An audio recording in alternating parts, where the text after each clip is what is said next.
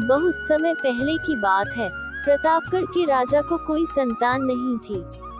राजा ने फैसला किया कि वह अपने राज्य के किसी बच्चे को ही अपना उत्तराधिकारी चुनेगा। इसी इरादे से एक दिन सभी बच्चों को बुलाया गया।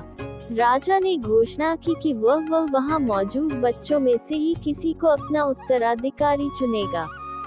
उसके बाद उसने सभी बच्चों के बीच एक छोटी सी थैली बंटवा दी और बोला, प्यारे बच्चों, आप सभी को जो थैली दी गई है उसमें अलग अलग पौधों के बीज हैं।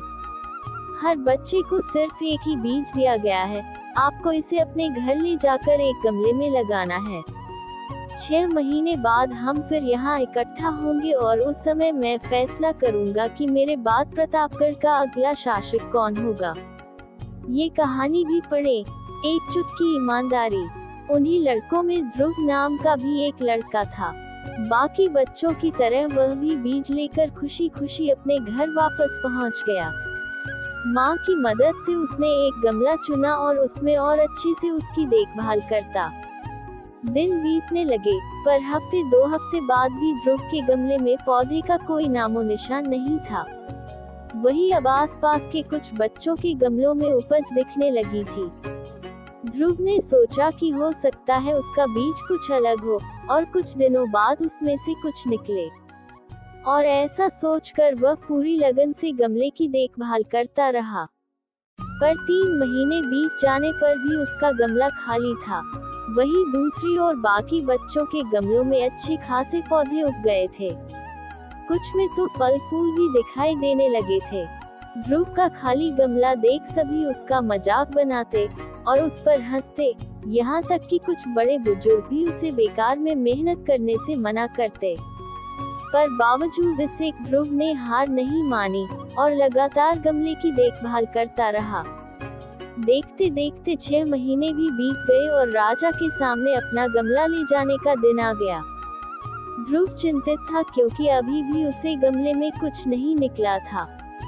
वह मन ही मन सोचने लगा, अगर मैं ऐसे ही राजा के सामने चला गया तो सब लोग मुझ पर कितना हंसेंगे, और कहीं राजा भी मुझसे नाराज हो गया और सजा दे दी तो किसी को यकीन नहीं होगा कि मैं बीज में रोज पानी डालता था। सब मुझे कितना आलसी समझेंगे। माँ ध्रुव की परेशानी समझ रही थी। उसने ध्रुव की आंखों में आंखें डालकर कहा, नतीजा जो कुछ भी हो, तुम्हें राजा को उसका दिया हुआ बीज लौटाना ही चाहिए। तय दिन सभी बच्चे राजमहल के मैदान में इकट्ठा हो गए। वहाँ एक से बढ़कर एक पौधों का अंबार लगा था। रंग बिरंगे फूलों की खुशबू से पूरा महल सुगंधित हो गया था। ध्रुव का खाली गमला देख बाकी बच्चे उसका मजाक उड़ा रहे थे कि तभी राजा के आने की घोषणा हुई। सभी बच्चे शांति से अपनी जगह खड़े हो गए। सबके अंदर बस एक ही प्रश्न चल रहा था कि कौन बनेगा राजा। राजा बच्चों के बीच से होकर आगे बढ़ने लगे। वह जहाँ से भी गुजरते बच्चे तनकर खड़े हो जाते और अपने आप को योग्य उत्तराधिकारी साबित करने की कोशिश करते। तमाम खूबसूरत पौधों को देखने के बाद राजा की नजर ध्रुव पर पड़ी।